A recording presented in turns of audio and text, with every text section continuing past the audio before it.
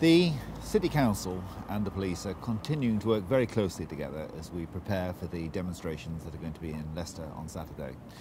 We're getting very strong messages from Leicester's communities that they are determined to show those who want to demonstrate in the city that we in Leicester are going to continue with business as usual. We're not going to allow it to disrupt our communities or our businesses insofar as it's possible for us to do that.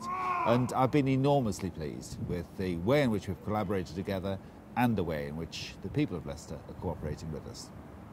Rob, do you want to say a bit about the police preparations for Saturday? Yeah, I think we're now entering that final stage in preparation for tomorrow.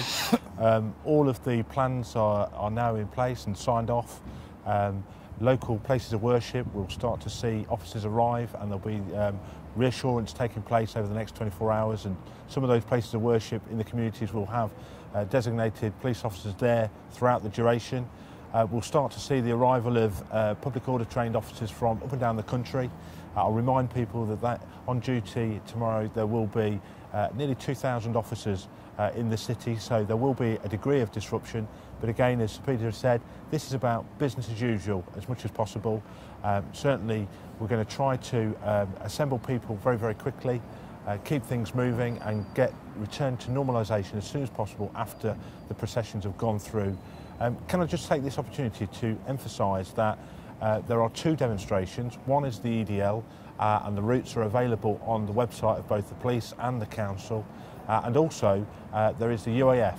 Now we know that there are information out there of people assembling at different locations. I've got to emphasise the fact there are two demonstrations that are allowed tomorrow. They will be well policed. There'll be a huge number of police officers to facilitate those peaceful protests. But if people turn up in a different location that they're not permitted to be in, they will be redirected away.